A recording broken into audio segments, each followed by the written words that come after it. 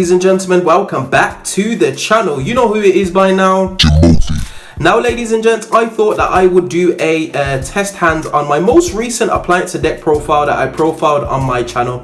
Now, after looking at the list, ladies and gents, obviously there's always areas that you can improve on, and definitely get me in the comment section below on some choices that you think I could include in this deck. Now, for the most part, I do not own any of the meta relevant cards at the moment. For example, Forbidden Droplets or 3 Tactical Talents, but those are some things that I'm looking to get a hold of in the near future. So you won't see any of that in this deck.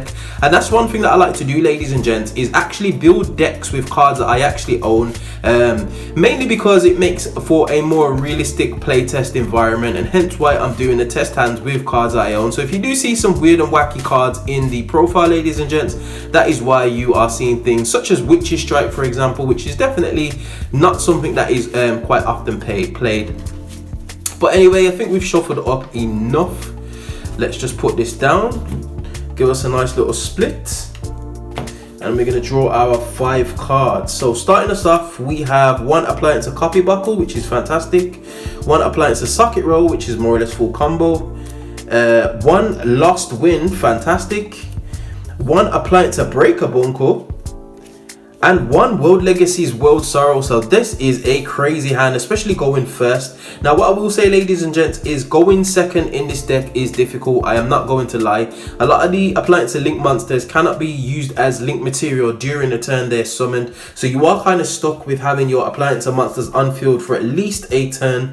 But going first, this is definitely a strong hand. We've got 2 forms of interruption as well as a couple of monsters that we're going to make. So starting us off, I'm going to normal summon my Appliancer Socket Roll. I'm going to activate Appliancer Copy Buckle's effect to copy the name of Appliancer Socket Roll to special summon it, which will trigger my Appliancer Socket Roll, allowing me to special summon 1 from deck. Oops. So I'm going to go and special summon a Socket Roll from deck. There we go. Give that a nice little shuffle again. Then we can go into some link plays. So potentially we are going to that special from deck. Okay, we are going to link these 2 off. So those 2 are going to go to the graveyard. We're going to go immediately into our Saltopus. There he is. I'm going to put this just here, ladies and gents, because obviously it's going to go off the mat. And then we're going to link our Appliancer Socket Roll into our Laundry Dragon, probably one of my most favorite extra deck monsters in this deck. Now, we've actually got loads of interruption, so definitely going to set my Lost Wind. I'm definitely going to set my World Legacy Sorrow. So that's 2 forms of interruption. You've got 2 Colic monsters.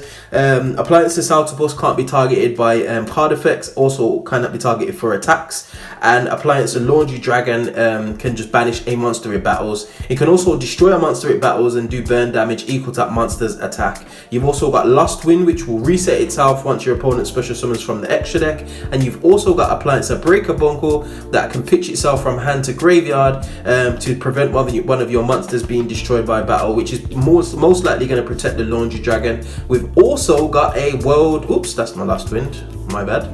We've also got a World Legacy Sorrow, which is basically an Omni-Negate make because we've got 2 link monsters. So definitely a very strong hand, ladies and gents. Loads of forms of interruption, a little bit of protection, and it allows us to at least make it to turn 3. So yeah, that is test hand number 1. Let's get straight into test hand number 2.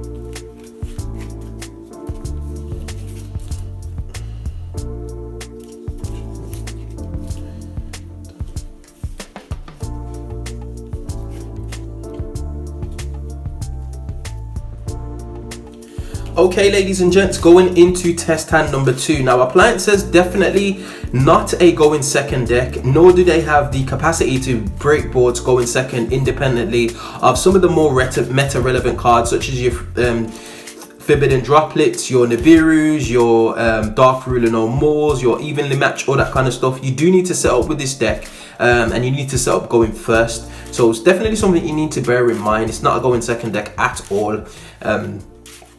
nonetheless, definitely a whole lot of fun to play. And if you do want to make this more competitive, you do need to throw in a lot more cards, and I'm talking about a lot more cards.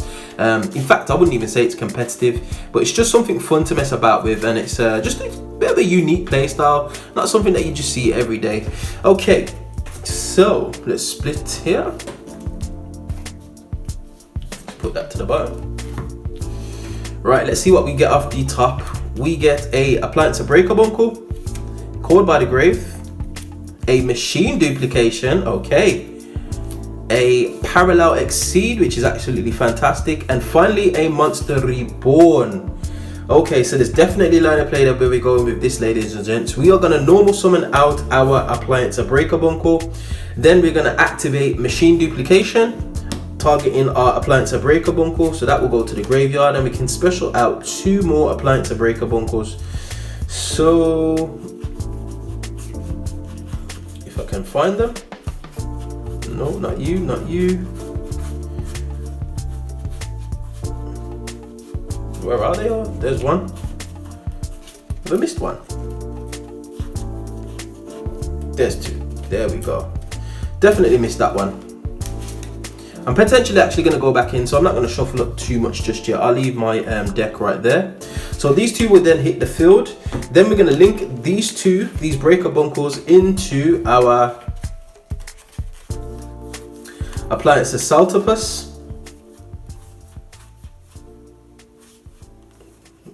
There we go. Which would then trigger our Parallel Exceed. So we'll special summon our Parallel Exceed, then activate Parallel's Exceed's ability to special summon another, we'll put it in that zone because we don't want to block up that zone. Special summon another Parallel Exceed from deck. Now this is what I was thinking about this, ladies and gents.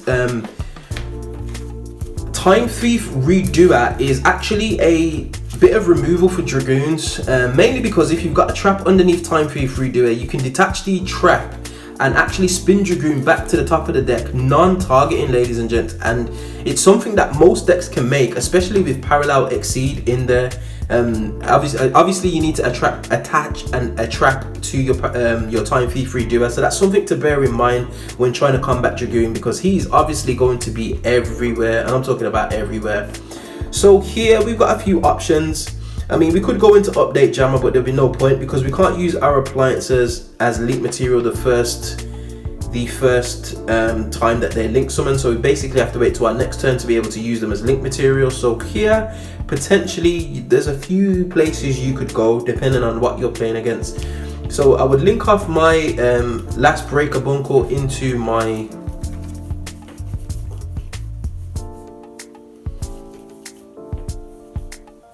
where's he gone? My Laundry Dragon. Now you do have 2 Parallel Exceeds on board, ladies and gents, and this is what I was saying about having your Time Thief Redoer, because you could overlay these 2 into your Redoer and then just start doing Time Thief things and just disrupting a play, as well as having your interruptions on board. Unfortunately, we are not in that situation, so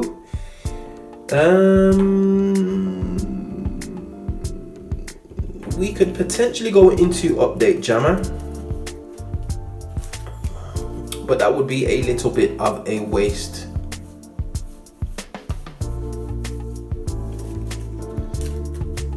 So in fact, I would just leave it there, ladies and gents, and set your Call by the Grave. Now, not the most intimidating of hands, but bearing in mind you have gone first, and from the hand that we had, we at least got a little bit of board presence. We've got a bit of a defensive play, so our opponent needs to do a few various things just to clear our board. We've got a Call by the Grave set for a bit of interruption, and we have a Monster Reborn for the following turn. So potentially, if they do clear our board, to be honest, a Dark Hole or a Right Geki could potentially clear our board. Well, we would leave Saltopus on board, and we could protect it with our Appliancer Breaker Bunkle. So we should hopefully have at least 1 material on board. We can bring something back and then potentially go into our Link 3 plays.